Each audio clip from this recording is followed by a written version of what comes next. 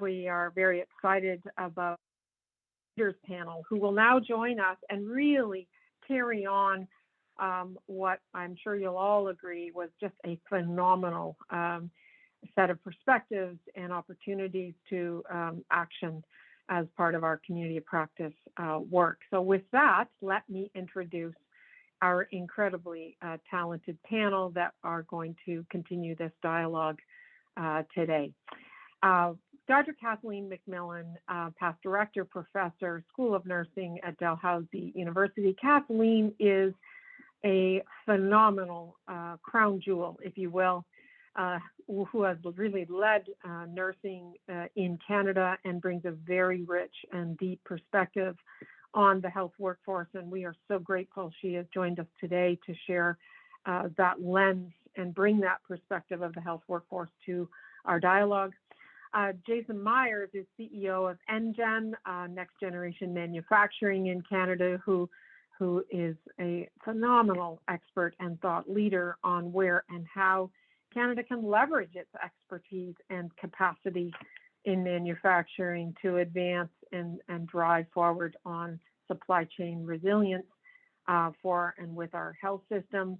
And our third panelist is Jitendra Prasad. Of course, many of us know him as JP.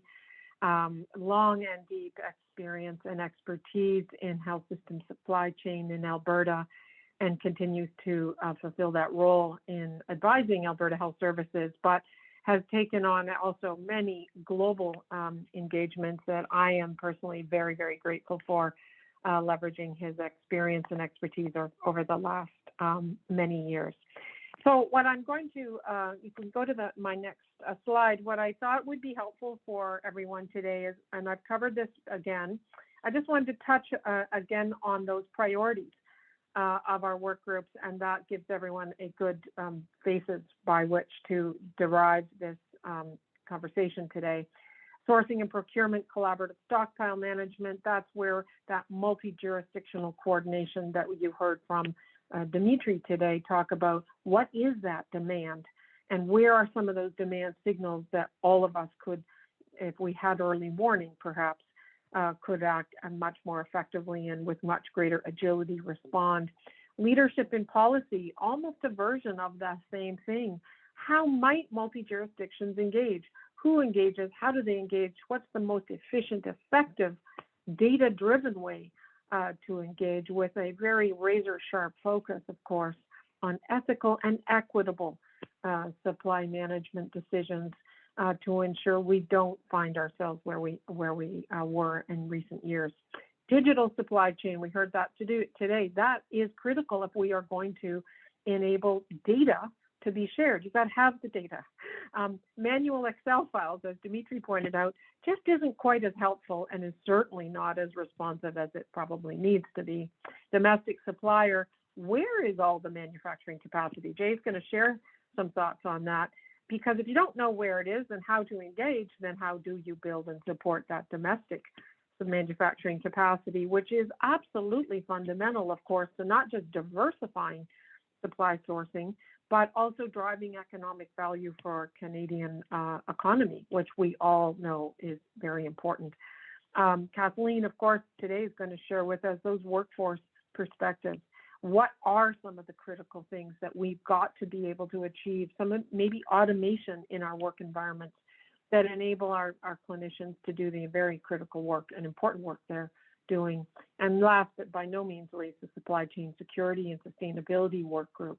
Where and how does that data sharing, you've noticed the pattern across these work groups, multi-jurisdiction collaboration, coordination, data sharing, generating data are really two very central themes that have already emerged very, very clearly in the work of the community of practice to date. So with that background, let me engage and have our panel. Some of us will be on video and some not, purely from the technology management side, not because we don't want you to see us, of course. But let me kick off our dialogue with our work group leaders today and start with perhaps the first question I have, and that is, from your individual perspectives, where your expertise, your networks and engagement has been. What would you say are those very specific and key challenges and priorities that many of which I think were identified by our industry panel just a few moments ago? And share with us where you think there's some real opportunities here to advance those actionable solutions that we've all agree are just so important. So Kathleen, maybe I can ask you to kick off our discussion. We've got a few items here on the screen for everyone to see as a way to move forward. So thank you. So just making sure that people can hear me. The Human Resources for Health, HRH, are essential for healthcare delivery. And we experienced some major difficulties with human resources during the pandemic. I mean, obviously there was a lack of surge capacity, and probably due to a lot of efficiencies that had been made in staffing over the past 20 years and some underlying issues related to the workplace. But recognizing the role that human resources play in the supply chain, I think was very interesting for me, because I hadn't really given a lot of thought to supply chain probably in my career. And the people who actually are delivering the healthcare services were not necessarily engaged in the supply chain. And that was on both sides. Both people who were making decisions about supplies weren't necessarily engaging health professionals, but also health professionals often don't think about supplies. They just assume that they're going to be there when they need them, and they aren't necessarily engaged in the decision-making about what those supplies are and when they're needed. And one of the things that's very obvious right now is that we're going to have problems with supply of human resources for the foreseeable future.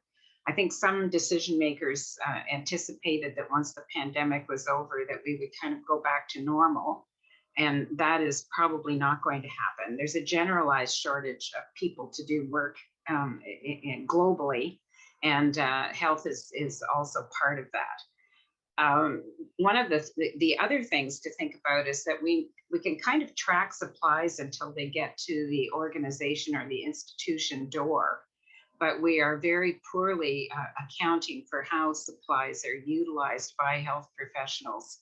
And that came through this morning in that really interesting point about the need for some demand data of some kind, so we have an idea about how things are being used once they get into the institution. Human resources need to be engaged in supply chain decision making in a way that protects clinical time. So we had a lot of discussion about the burden of documentation and data entry that clinicians experience right now. We know that physicians are finding this very difficult. We have some initial information that nurses may be spending up to 25% of their clinical time on data entry, and that this is taking away from the time that they have to be able to provide care. So however we're going to engage clinicians in supply chain decision-making and providing information cannot add to that clinical burden that is already there. Right. So we need to ensure that the equipment is acceptable. I mean, for a chunk of my clinical career, I did IV therapy. And every time they changed the product, I almost had to relearn how to do what I normally could do easily. So when you change a product, it can have a huge impact on a clinician and how a clinician does their work. So it's very important that they are involved in that. I think another example that I heard of recently was an institution that got a supplier in their catchment area to produce gowns that would work for infection control during the pandemic. And they were made of plastic, and the decision was made to purchase these because they were handy and they were reasonably cheap. But then when the caregivers were putting these on, they were too hot to work in. And so they rejected that product. So this is really, I think, one of the areas that we need to beef up. I think the other thing that clinicians can contribute is help with supporting ethical decision making about the allocation of scarce resources. Clinicians can provide that clinical information on risk and on who is at risk, and they can also use bioethical decision-making frameworks to help with decision-making. During the pandemic, for example, there was a lot of very top-down autocratic decision-making that was directed to clinicians about how much PPE they could have access to and how they could use it, instead of engaging health professionals in that decision-making, and really took away their professional autonomy. And so we need to think about the tools that we have available for ethical decision making and how we can apply this to supply chain work. One of the things that the work group has thought about is that there's a lack of knowledge on the part of both suppliers and decision makers and leaders, and on the knowledge of clinicians about supply chain. And so we thought maybe we could, as one of our outputs, develop educational materials that would be available for organizations to use to educate target audiences about the role of human resources in supply chain. And hard to do this within a basic education program, but probably working through other groups, we could target key decision makers on both sides of this about the necessity for involvement and engagement. So impact on the future of the supply chain. Leaders and decision makers and health professionals need to be educated about the supply chain and about the role of human resources. IT needs to be engaged with human resources to ensure that whatever digital solutions we arrive at do not add to the clinical burden. And this would support retention and recruitment of valuable human resources for the system, and because they are a core function for the supply chain as the sharp end of the delivery. So those are the remarks that I would bring forward today. Thank you, Kathleen. You have, as always, provided this wonderful array or buffet of critical ideas that I'm going to ask our next speaker to speak to, but just to snapshot a few of them. There isn't a long and deep awareness among the health workforce as to what supply chain is. Stuff just appears in our clinical settings, and we hope and expect, and in the past have always had what we need, right? And that becomes really challenging if it's no longer there, or we can't access it when we need it. And of course, we are all very well trained, and I say we because I'm a nurse by training, are all exceptionally well trained to know what products are needed for example, preventing infection. So that ethical decision making, readily identifying risk, the importance of being able to make decisions. I think you identify a number, and one other item. Every global health system in the world is struggling with a workforce sustainability challenge.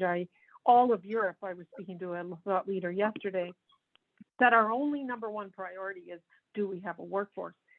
So where and how do we think we can advance and support our workforce, but build that component into supply chain resilient strategies? And I know one person who has exceptional experience in this space is JP. So JP, let me ask for your thoughts on, where you would see some of the real opportunities are, what those challenges identified by our prior industry panel have really set the table with, and where you think your work group and you and I are working very closely together on our work groups, where could we advance this agenda most efficiently and effectively? Over to you. Thank you, JP.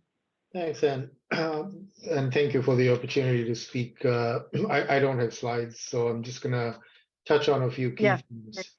So one, obviously, leading from just the conversation we've just heard from Kathleen on the workforce piece, one of the things that does tend to get lost sometimes when we are looking at supply chain and supply chain workforce is the need for the close collaboration between the clinical physician, the clinical staff and the physicians and supply chain, and the ability to have what I would call meaningful dialogue and respectful dialogue, right? In terms of what supply chain can do and what adjustments would need to be made from a clinical standpoint to be able to accommodate some of the challenges. And I think this probably became more heightened during the pandemic. And I don't think it was limited to PPEs.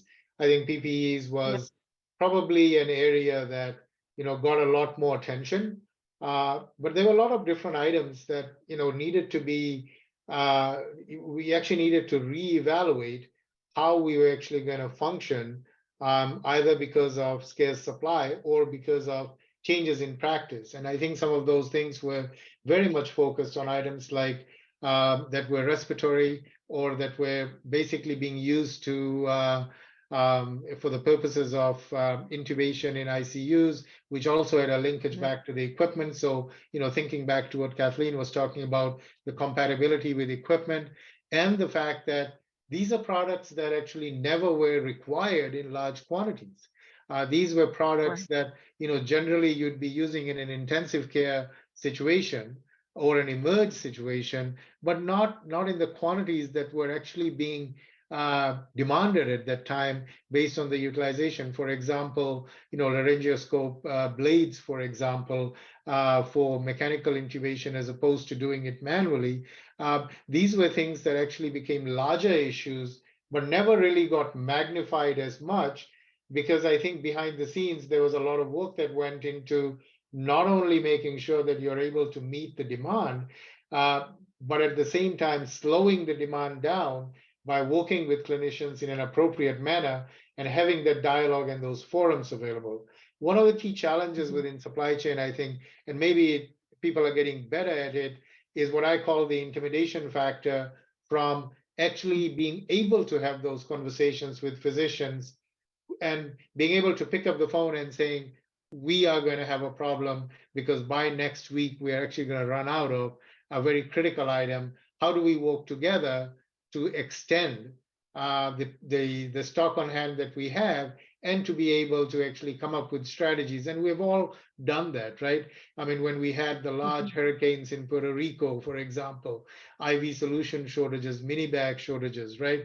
The big shortage around soda biocom. So I think at the end of the day, it's not only just the human resource issue, it's also building that capability on the supply chain side for people to actually have that confidence that when they raise these issues, that you could actually have meaningful dialogue. So I think that's one. The other piece, and I think, and you and I have chatted about this, as did our groups when we had the full day of sessions, which was more around, the absence of a forum to actually have these ongoing conversations that could potentially, lead us to recognize that there is a high variability amongst the different provinces. There's high variability in how data is managed across the provinces.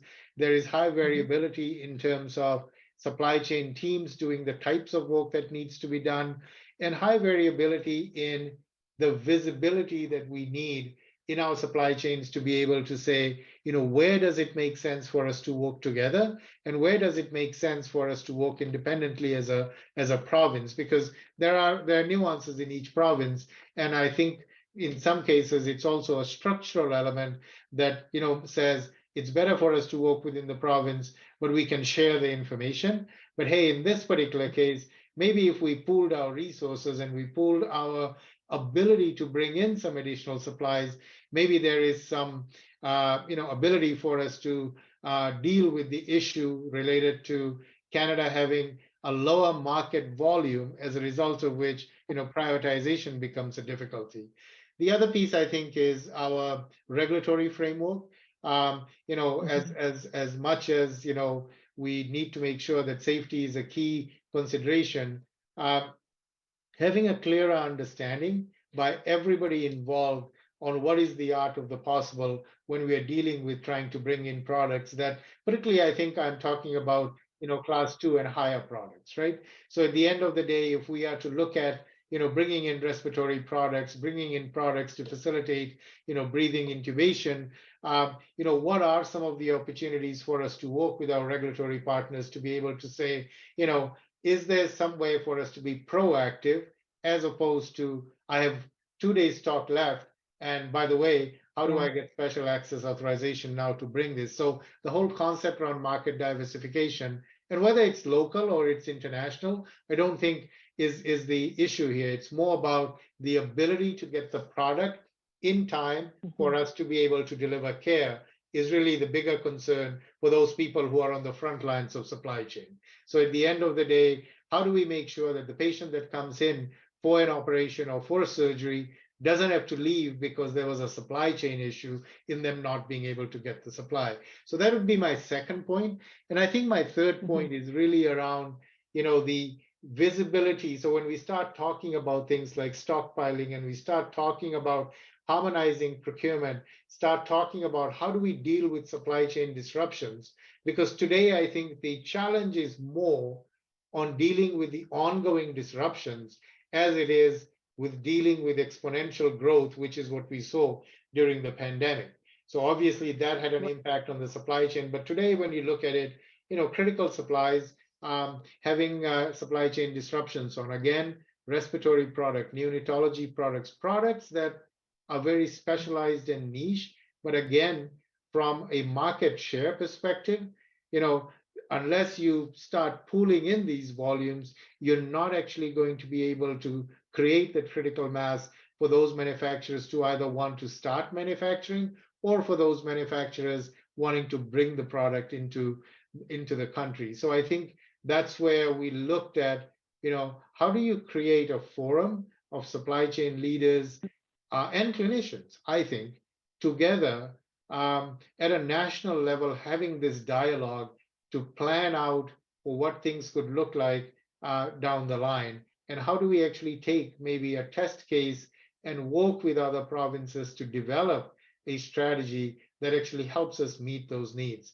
And I think at the end of the day, that's where we need to use our clinical experts, we need to use our supply chain experts, and that's where maybe the private sector can be a really instrumental partner in helping the healthcare supply chain people actually utilizing some of their expertise and helping to partner with them to be able to identify what needs to happen as we move down this path. So I'll pause there. We can have more dialogue through Q&A, but probably a good time for me to stop. Thanks so much. No, you've laid out some phenomenal areas that we're going to drill down on. And I can't help but acknowledge and smile when you say the intimidation factor. I once had a supply chain team say, yeah, we draw straws for who has to go up to that operating room when they run out of something, because nobody wants to take on a surgeon as to why they don't have exactly what it is that they need on their tray. But I think what you've also brought forward here that dovetails nicely with what the industry panel identified is the forum for that dialogue and to bring those expertise perspectives to the table, somewhat like we're doing on our panels today.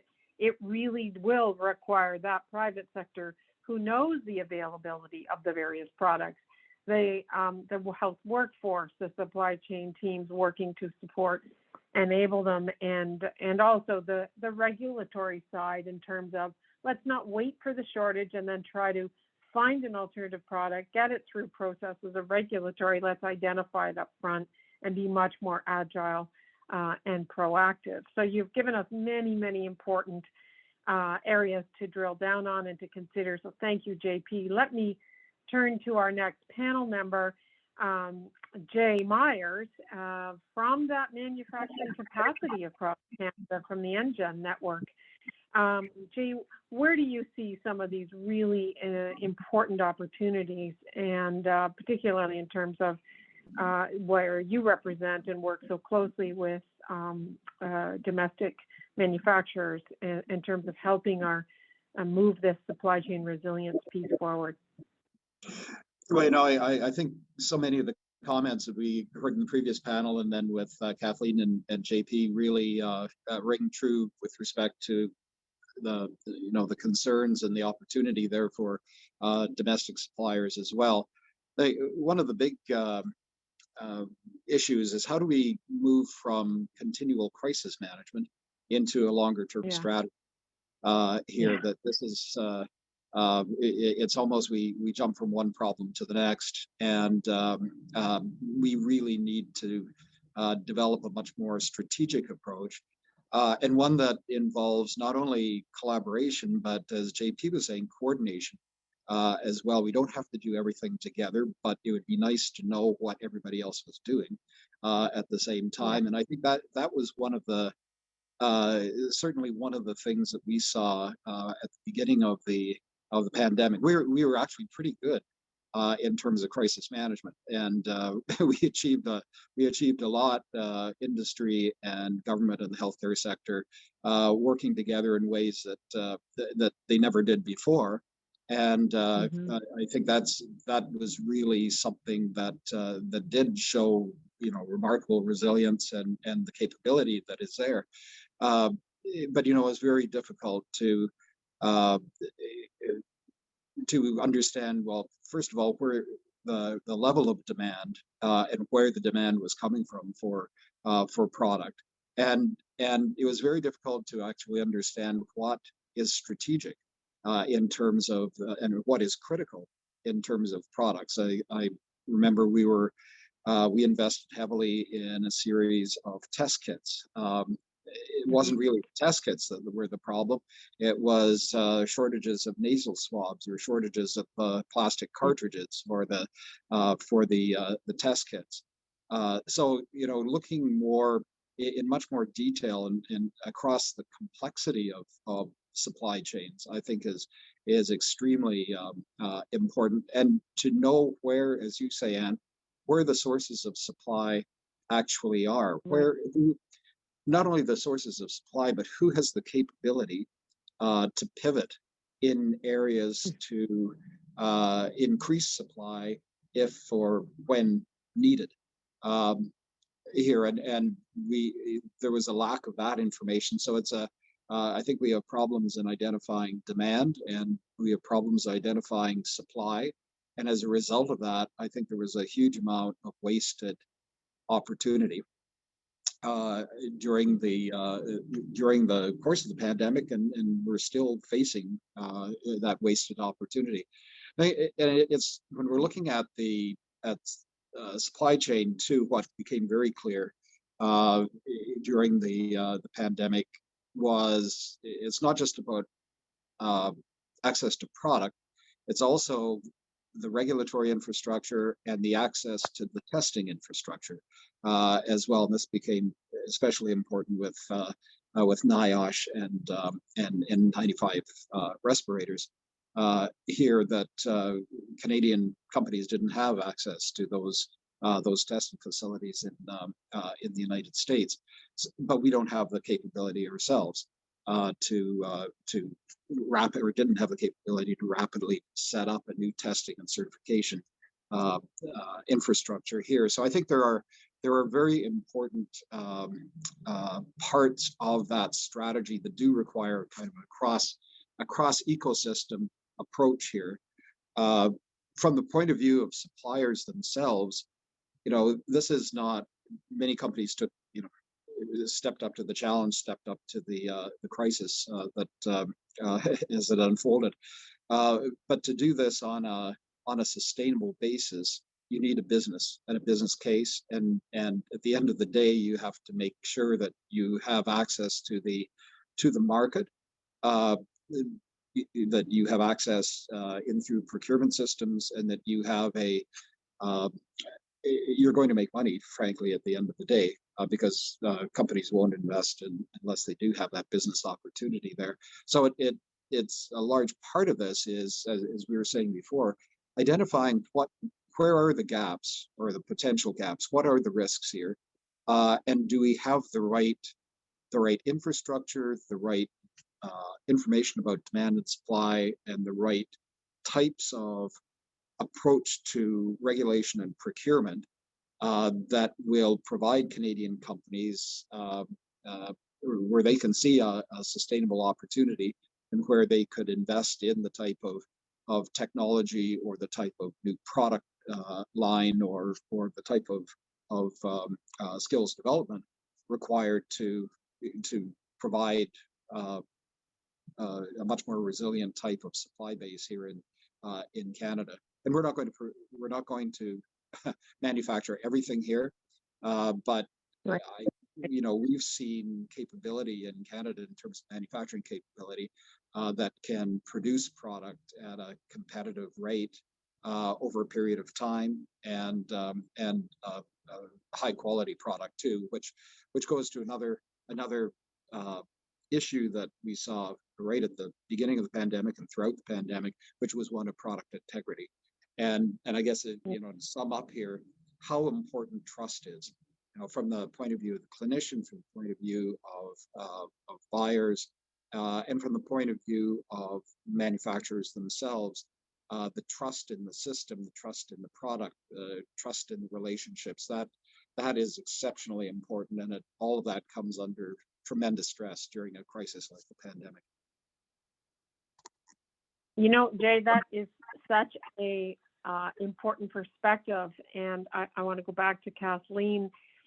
I think, Kathleen, in so many of the things we're seeing in workforce challenges, and I think which was underscored by JP's suggestions too, trust is so fundamental. So it's not just trust that the product is of high quality and integrity for that clinician, trust that I have a safe environment to work in, and supply chain teams have the trust, if you will, of the workforce to work together to make sure they have what they need, because a supply chain team cannot know. If I'm that ICU nurse, I worked in an environment where things changed exceptionally rapidly. Like, I didn't have a lot of time to figure out, okay, if that's not available, what might be. So Kathleen, can you maybe respond a little bit to designing that future and that way forward on a highly resilient supply chain strategy for our Canadian workforce and the health sector? What would you say would go a long way to perhaps rebuild the trust that may have been lost by, allocation frameworks that decided thou shalt use this mask or this gown or that, whatever it is, and not something else? Any thoughts on that, as we really, what I'm driving towards here is what that future state must look like, just not an option, and particularly from that workforce perspective.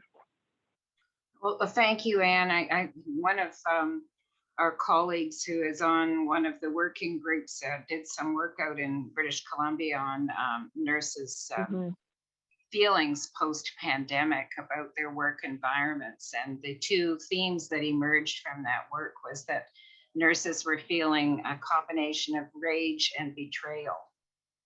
And in many ways, the psychological contract that nurses had with their employers has been severely damaged. And so how do we rebuild that?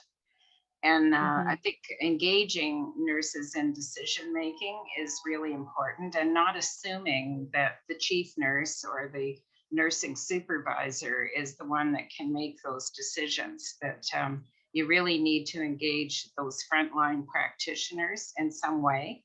The challenge is always how to do that in a way that doesn't take clinical time or doesn't add to the burden of clinical time. And, and so perhaps it's that nurses themselves choose who is their representative in these discussions, and that they are more closely engaged in this, and that there's feedback loops. Here's what we're deciding. How does this feel to you as a clinician? Is this acceptable? I think involving them in the ideas that might emerge about alternate sources of product. And as Jay was talking, I was thinking, is there a way in Canada to assign a certain percentage of the market to Canadian suppliers and to commit to that, so that they're engaged in this as well? And that it's not a sense of we need you now, but after the pandemic's over, we're going to go back to the suppliers that we've always used before, and you'll be out of luck.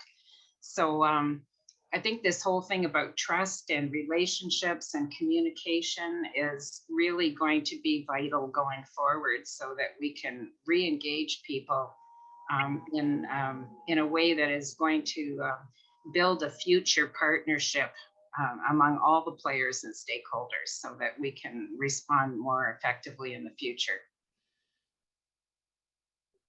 Thank you so much, Kathleen. You know, that issue of risk, and you mentioned earlier, even ethics.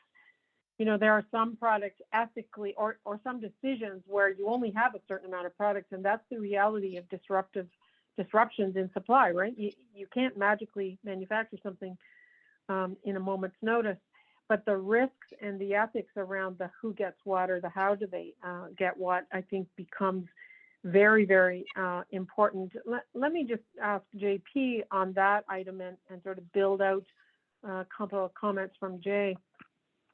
Two things. One is, JP, you've had great success, I think, from my research findings anyway, of engaging the workforce. And where have you found those critical successes, and how have they worked? Because I think everyone overwhelmingly agrees, yes, we didn't have that in place during this pandemic, and we need to build it in future forward, not just for the crisis as management pieces as Jay identified, but as an everyday routine. Clinicians have a role, have an important contribution to decisions, and have a very important perspective. And maybe you could share some of the things that you found have really worked. And then secondly, what I'd really like to get to, and I'll come back to Jay as well, is that self-sufficiency piece, because it's come up more than once in our dialogue today so far, and where and how you see some of that. So maybe, JB, you can just share with us successes of when and how you've engaged workforce expertise in decision-making would be fantastic. Thanks, Anne. So I think from our perspective, and this is mostly in relation to the Alberta experience, we probably started down the path of doing active clinical engagement very, very early on, even when we were not Alberta Health Services, but were Capital Health. And I think some of it was that I was probably one of those individuals that came from the outside as well. I with a pharmacy background, it was natural for us to engage clinicians on an ongoing basis. But I must say that, when I transitioned over, the one thing that surprised me was more so not that there wasn't a willingness to engage, but I think the level of respect for that engagement with clinicians at that time, I don't think was probably where it needed to be. And so I think over time, we had to really work hard at building that.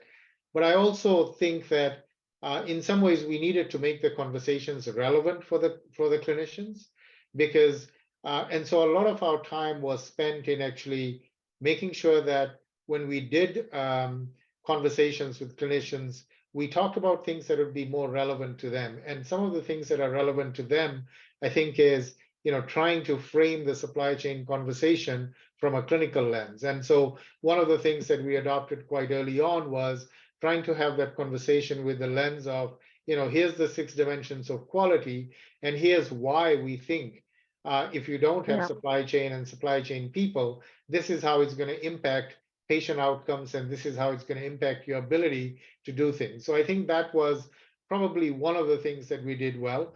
The other thing is that we always wanted to make sure that we solicited feedback before, as opposed to doing something and then going to the table and saying, well, we've done this. And some of that was framing the conversation around clinical choice. Supply chain is not there to tell you that you should use this product only. Supply chain's role is to also allow that independence that, rather than having just one of something available, maybe you are reducing from having 10 available to having 3 of those available, so that the physicians also feel that there is a level of clinical choice that they still have dependent on the patients they're seeing. And then I think the third thing really was building that profile with the leadership and the executive teams by making sure that you always made supply chain relevant, not just as a function to reduce cost or reduce spend, but as a function to enable patient care. And one of the things that I've always been very clear in having conversations with my frontline staff and the leadership teams is that we must always stress that if the supply chain person doesn't show up to work, you're not going to get that product to the hospital, to the patient bedside to be able to be used. So if the product is not Yeah. received at the dock, it's not going to go up to the nursing unit.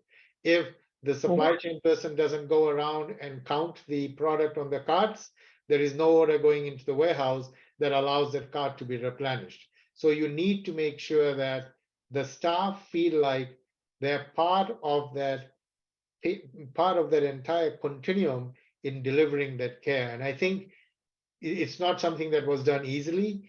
For the folks that are online from AHS will recognize that getting that message across, it took a lot of time and building that confidence that allows people to now pick up the phone and say, hey, can we have a conversation because we're going to be short on this product.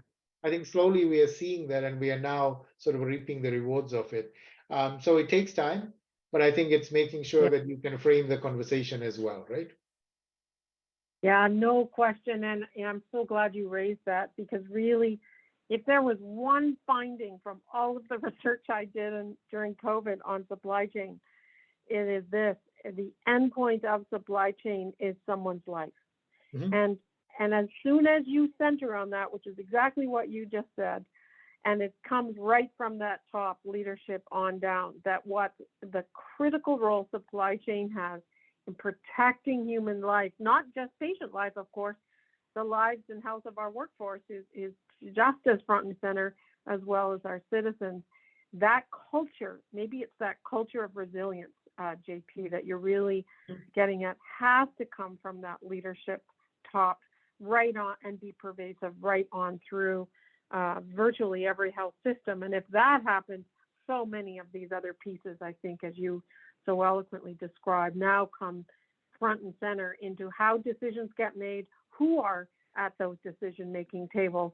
If it's, patients and lives and the health of our workforce front and center, then those people are at those decision-making tables, which is so critical.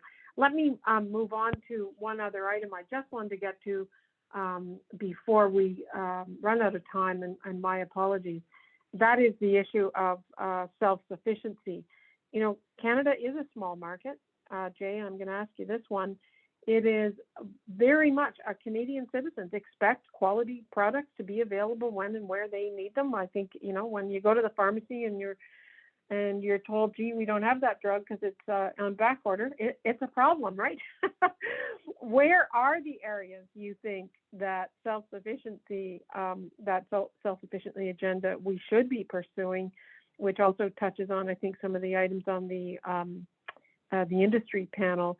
What might we want to prioritize, given that what we're really after in this community of practice is to create a new future? And it's not just the future that says, okay, how do we make sure we manage COVID differently? Because the next disruption is not going to be COVID. It's going to be something else. And we've already started to see those. Jay, where do you think Canada could make some real progress in that self-sufficiency space, if at all? And how might we get there in terms of a more resilient future? I guess, first of all, identifying what is actually critical in the supply chain. Yeah. I'm not sure that we've done that type of good analysis, and frankly, it's not just the health supply chain, but just about every other supply chain as well. What is really critical? What do we have to be self-sufficient in?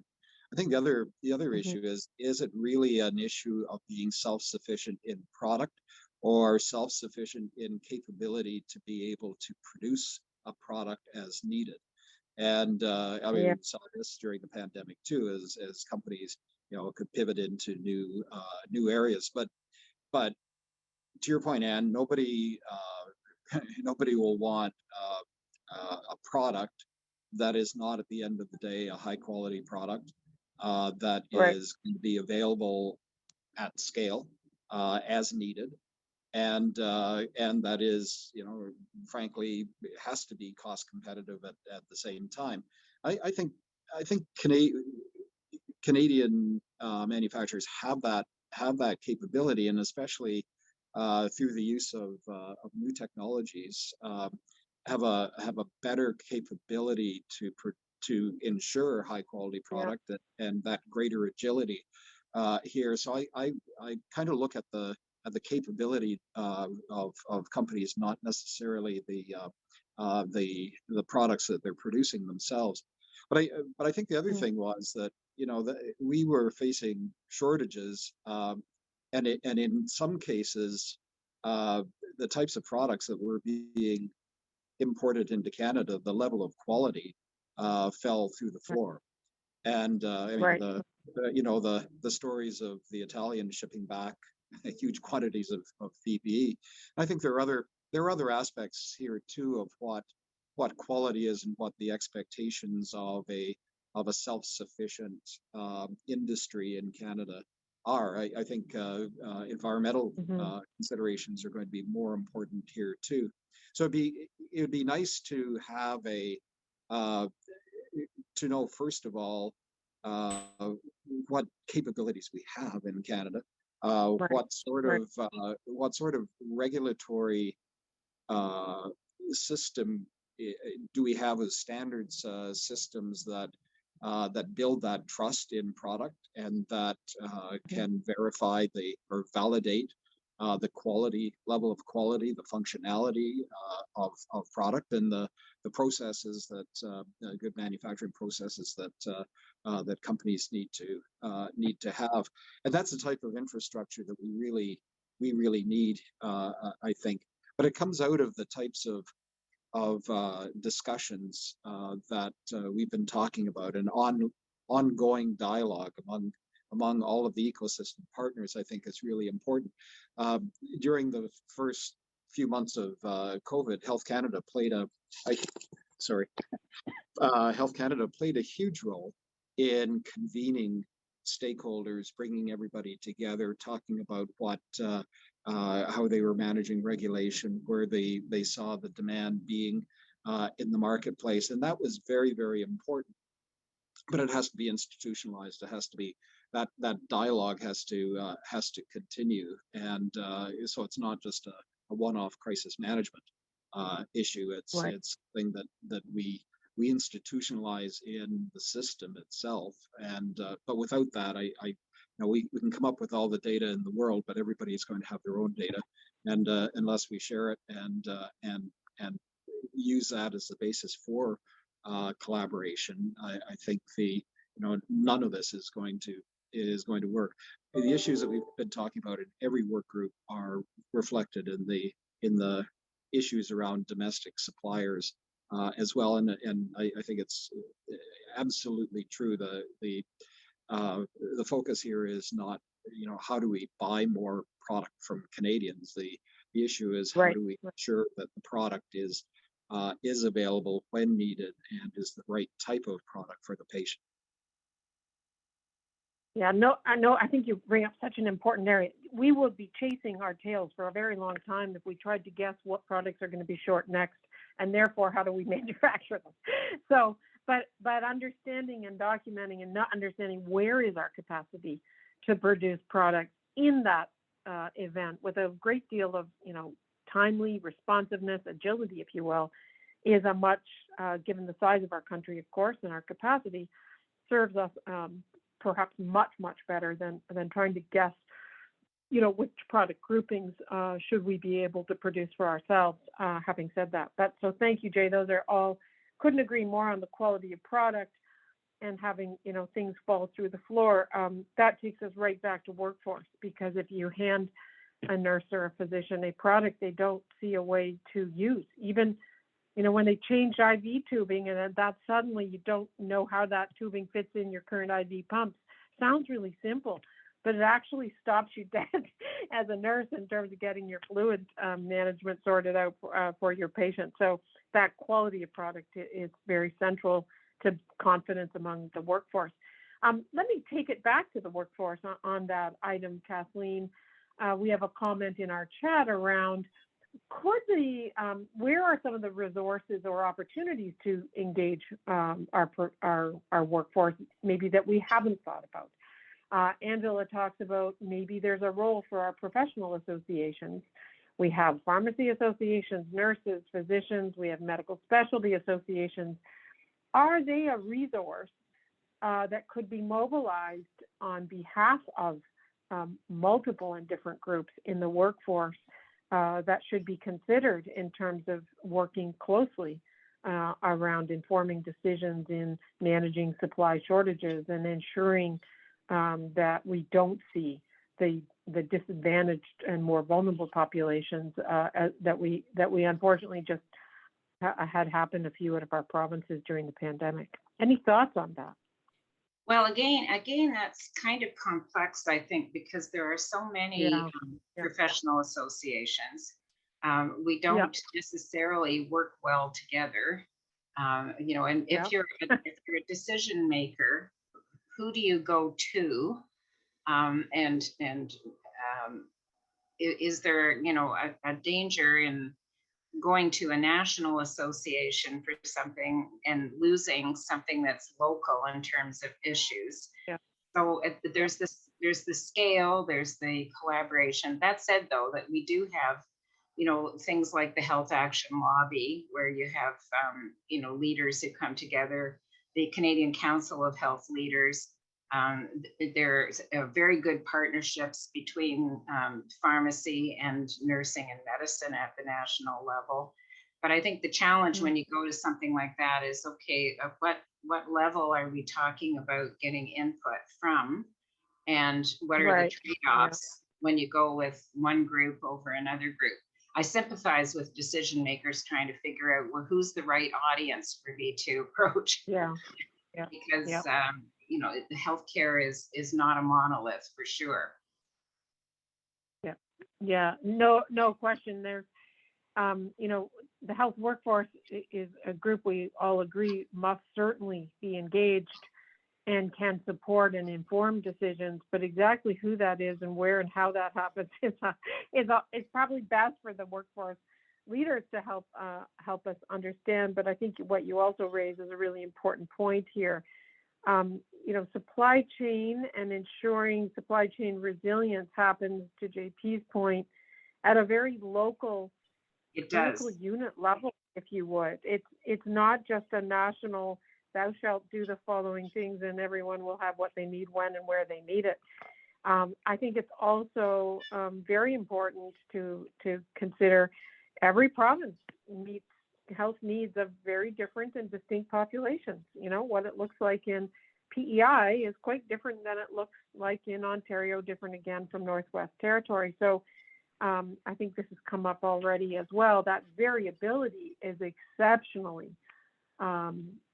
challenging, and managing variability, even knowing what the variability is, becomes a really critical question and one to think about in terms of overcoming. Another question in terms of that's come out in the chat, and that is, you know, if a health system or a regulatory agency, like, I don't know, like a Health Canada or a Ministry of Health, wanted to work through and design a strategy around advancing supply chain resilience, putting the shoe on the other foot, how would they do that, JP? I mean, are there supply chain forums, leaders, organizations, inventories of people in order to help them and work closely with leaders? Because we've all acknowledged that leadership perspective and driving supply chain resilience from our very senior C-suite executives. How might that's a different workforce engagement challenge. Any thoughts on that? That's something, to be honest, I haven't really thought about. How would you do that if tomorrow Health Canada says, okay, supply chain teams, experts, let's work together? I don't know, actually. I'll throw that out to you. And it may not be an answerable question, so don't hesitate to say that. Yeah, I think therein lies the challenge, right? Because when you look at it from, say, pharmacy or some of the other agencies, there is I guess in some ways, a coordinated voice through the regulatory associations. I mean, you have Yep. CPA and others. Within the healthcare space I'm in right now, there is a void, right? And some of that void, I think, to some extent, may or maybe or is being filled through maybe some of the GPOs and them having conversations. But at the end of the Yep. day, that's also not reflective of the ground reality that probably exists within the individual supply chains and the provinces, right? And so, Yep. I think that's why maybe, I mean, you and I have chatted about the fact that the call to action really is about, do we create that, right? And Yeah. is there going to be a willingness for people to participate in wanting to make that a reality? And I think that's where, if we can have that voice and be called upon to do the things that we need to do to be able to advocate for our professions. And some of the people who reported to me previously know sort of my reluctance to get too involved in public debate. But during the pandemic, one of the things became clear that as supply chain professionals, we need to be out there telling our story because Yeah. nobody understands it better than us, right? Mm. But in the Yeah. absence of having a forum to tell that, we're sort of left with maybe a fragmented story that goes up based on how that supply chain is organized within each province. And maybe that's a provocative statement. Not everybody may agree with it. But I think in my retirement and waning years, I think I've earned the right to probably say that because over the last 20 years, that's what I have seen, particularly when I Yeah. transferred over from pharmacy to come over to the supply chain side. You know what? You couldn't be closer to the truth. As that question comes out from Abby, and thank you for that.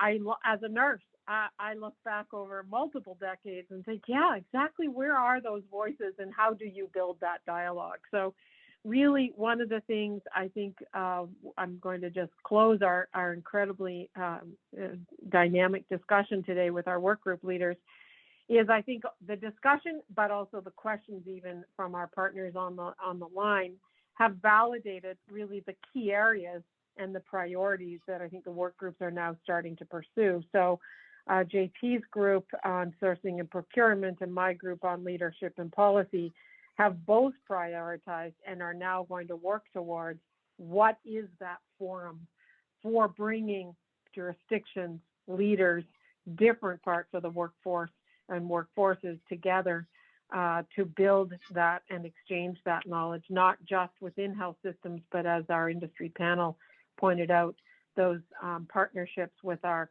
colleagues in the military, supply chain and health delivery systems, our private sector partners and colleagues. I know on the workforce panel that Kathleen's leading is, again, to do the same thing or to take on what are those key areas in which the health workforce can really bring knowledge, expertise, ethical decision-making strengths to those supply chain decisions, and how might that work best for them, because it's far better they define it for themselves as opposed to any of the community practice defining it for them.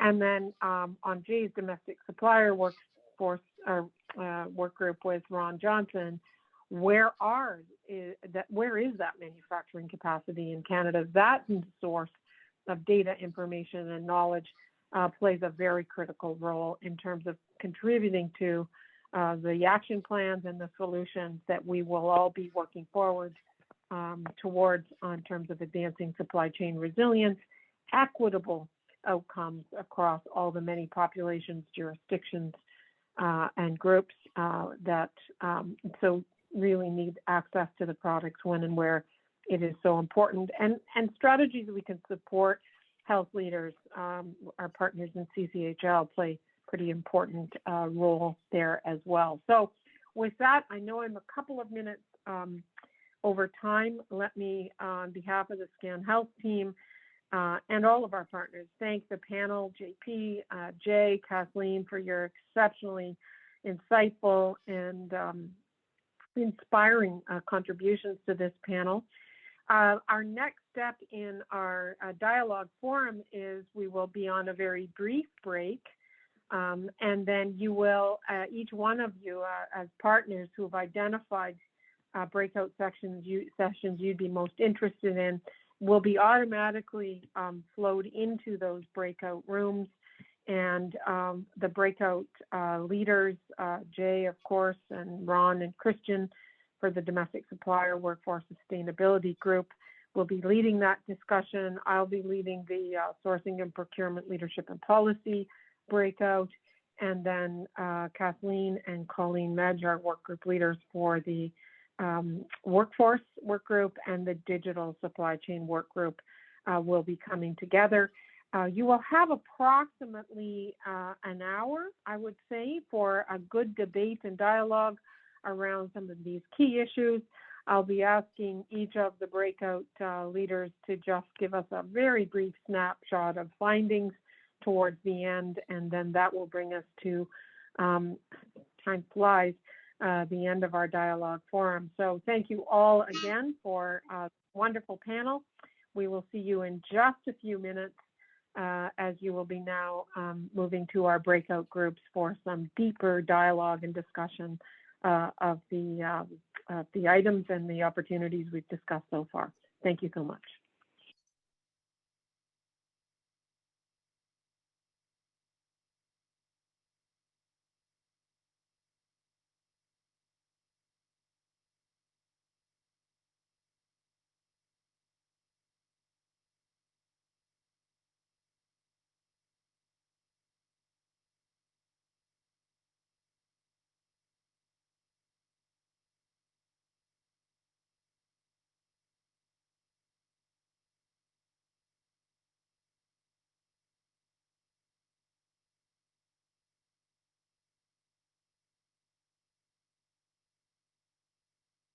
This meeting is being recorded. Thank you, everyone. I hope you had just enough time to have a quick break between sessions, and welcome to our final session for the Dialogue Forum. We have, as I mentioned a moment ago, 3 breakout rooms. Our goal here is to bring work groups together. And for those partners who have joined us for the first time today, we've asked and we've put you in the breakout rooms that you've identified of greatest interest. So we hope we got that right. And we are very, very grateful to welcome new partners to this important dialogue as we now head into co-designing solutions to supply resilience in a second year of our unity of practice. So as you can see on this slide, the Workforce Sustainability Group, which is currently chaired by Christian Leprecht, is joining us from Bonn, Germany this afternoon, and digital, is that right? Digital supply chain. I think this may not be quite, oh no, it's right, sorry. Workforce sustainability, I apologize. I'm reading, I'm seeing a word that's not there. Apologies for me. Workforce sustainability led by Kathleen and McMillan, who you've just heard from, and digital supply chain led by Colleen Medj. My apologies for my error there. Room 2 will be with me on leadership and policy and the sourcing and procurement group. And room 3 will be supply chain security, led by Christian, who's joining us from Bonn, Germany, and Jay Myers and Ron Johnson from the Domestic Supplier Network.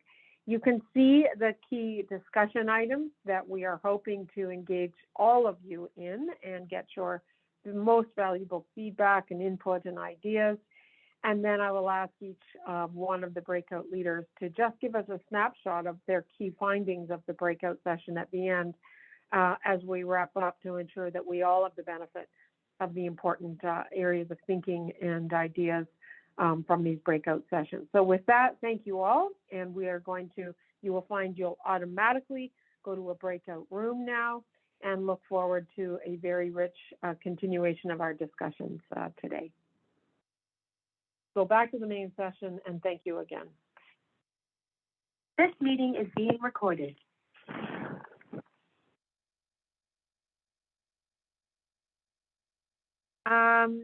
Catherine, just double This check. meeting is being recorded. Thanks, everybody. We're just keeping notes, and recordings make it just so much easier.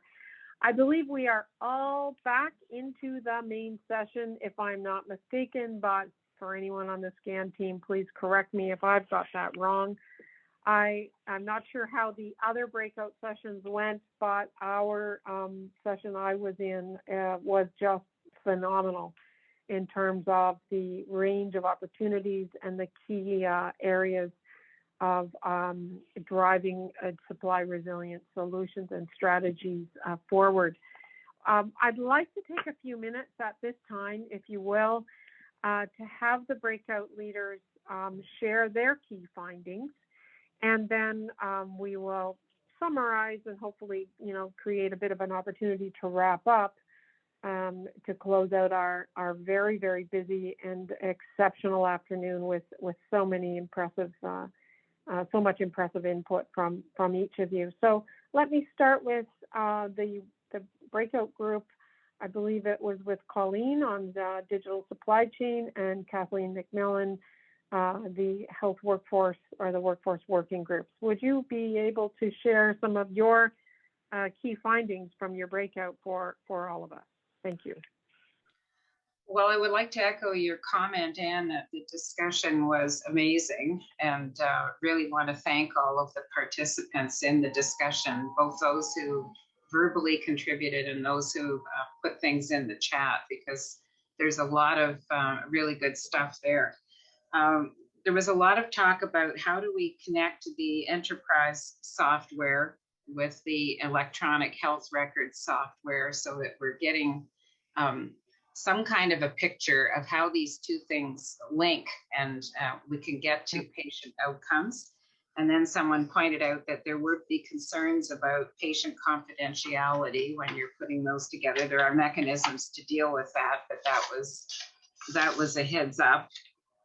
We had a fair bit of discussion about at what level of analysis could you identify supplies, and one comment was made that rather than getting down to the granular level of the supply, if you could identify clinical events or so for example, if you had a postpartum hemorrhage, what kind of equipment would be required to manage that in a general way so that you would be able to get to that clinical piece without getting into too much detail.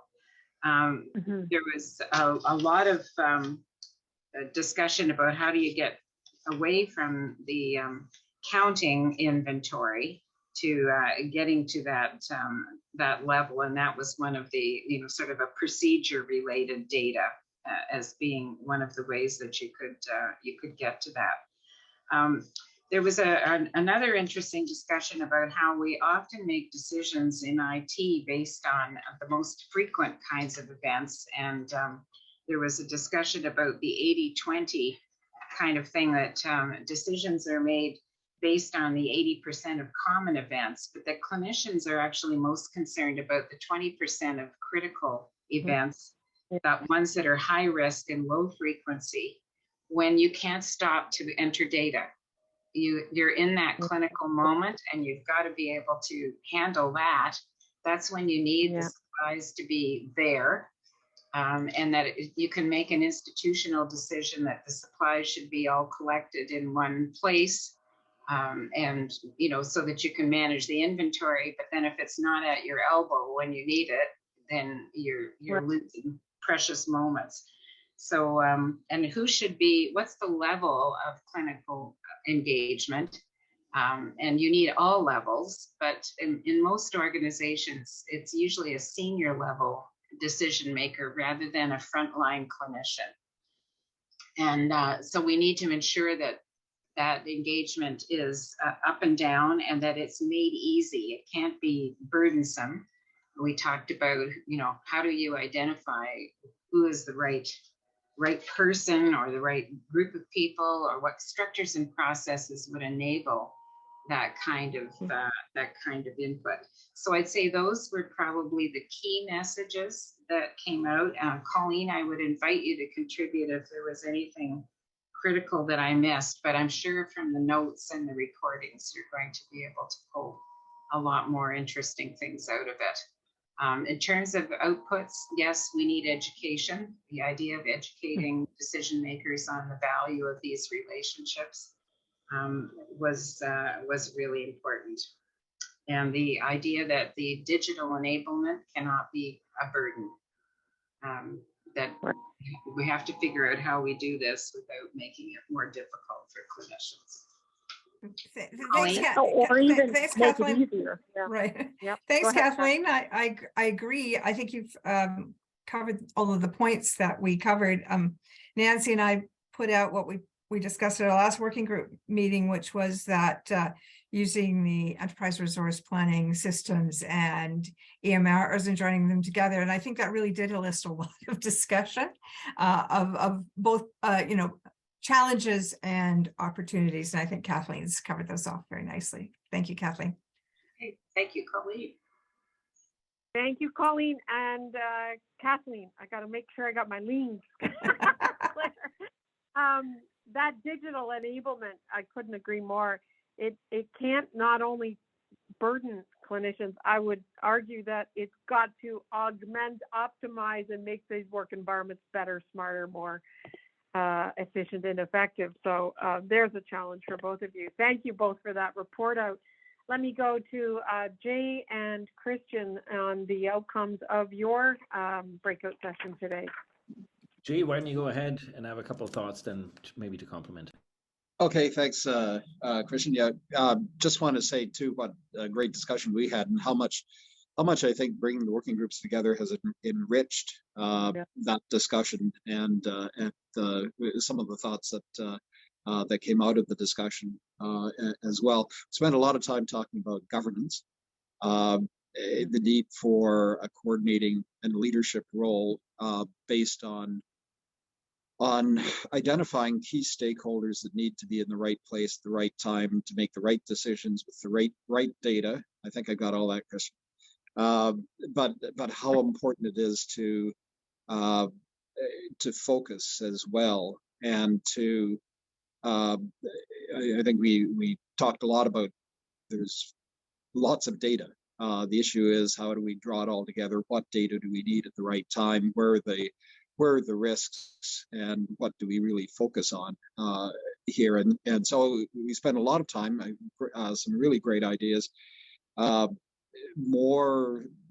of the I think the values of having the cross working group meeting became very apparent that there are lots of similarities among the healthcare supply chain, the industry supply chain issues, and military. But there are a lot of good, I don't want to say best practices, but practices that could be shared, or at least knowledge about them that could be shared, risk and strategic opportunity identification processes that and tools that could be shared, and how important it is to be able to work together. So it's key stakeholders are there, and that we're not just starting at square one, but we are working on policies or on procedures in a much more standardized way of communicating. But it was felt that we need a leadership role to do that. I think the other part of it is that if there are issues about data, we needed more work to identify some of the early warning signals, and what are those indicators of early warning in terms of supply and demand, and also cost benefit analysis here that is important, not only from the healthcare side, but also, of course, from the business side and from the overall fiscal side of things as well. And I guess the third point that was raised is that the scope of what we're trying to do is so broad that it might be a really good opportunity to focus on a particular pilot here and, Yeah. and a much smaller group of issues and see what we could develop there. And one of the suggestions that was made that perhaps the pediatric supply chain might be a good place to start. Yeah. Yep. Thank you so much, Jay. Christian, what would you like to add to that? So I might summarize it as there was lots of discussion on what I might call optimization, whether it's optimizing supply chains, optimizing decision making, optimizing on sort of the cost benefit element, in the early warning. That's also an optimization sort of issue. The second piece that we identified was lots of discussion on resources. So knowing what your resources are, how you deploy them optimally, and who needs them when in terms of making critical decisions. And the third issues around prioritizing. What do you prioritize in terms of decision making, in terms of distribution? And to that effect, I think two key concrete takeaways: an environmental scan of the committees that exist, like what's all out there. So I think to make sure like we actually have a sense of the landscape. And the other is what are all the policies out there? So that we can make sure we understand what good policy looks like, who needs it, can we provide templates, and making sure that everybody sort of gets on the same page on the processes. Thank you, Christian. I particularly appreciate staying up so late. You're in 6 hours ahead at least of me, so thank you so much. Let me just start with a quick report out. You'll see already the way these breakouts are now creating synergies that our community practice will address. The scope question, Jay, that you just identified, and to some degree, Christian, in the prioritization was front and center for our group, and that is the question of we're looking at multi-jurisdiction engagement. Where is it most needed today, and to achieve what purpose? And what existing collaboration, engagement, multi-jurisdiction, whether federal, provincial, already exists? Because we don't want to reinvent something. We don't want to compete with something that exists. The question is, how do we build on the strengths we have? Focus it, as you've identified already, those key priorities.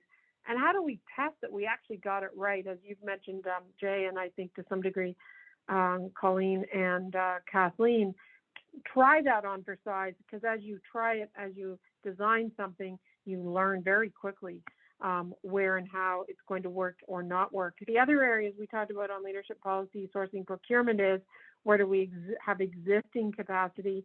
The critical roles are the critical importance of product, that critical products list. You've identified maybe one area to consider are those pediatric products as a test case, for example. If we are to zero in on a critical products, maybe critical drugs list, critical pediatric products, critical blood products, as we've heard earlier today, that then creates a path and some line of sight to next steps on, okay, so if we know what those products are, now we've got data sharing or data points to work with, and then data sharing to map out, because then we would know who and what, et cetera, and so on. Principles of collaboration, we identified where do they currently exist, what principles must be, of course, considered. Transparency, trust, timeliness, equity becomes centrally important. And then the last piece I would add, and this is something, Christian, you've said before, but I didn't hear today quite yet, is where and how do we make sure we learn from failure? Kristen, you pointed out in the past, military failure is not an option. And you have a very distinct and a very well organized learning from events that in the military that I'm not sure Canadian systems or health systems networks actually have.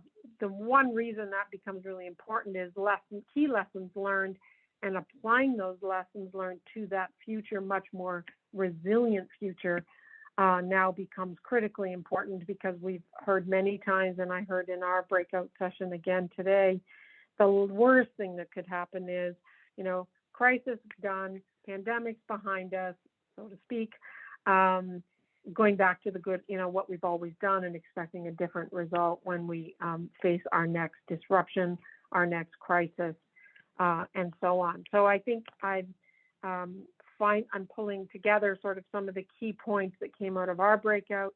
They certainly map onto what you've identified in each of the other breakouts. And I think really what to dialogue forum today, which we've made an attempt to identify some of the key opportunities we have in front of us, really starts to map out a path forward in terms of building that engagement, focusing and scoping it very specifically on areas of key priorities, informed very deeply by data, and in most cases which requires data sharing, that clinician engagement, workforce environment that our workforce actually functions in, but engagement of that key workforce to ensure we continue to support and build the sustainability around workforce.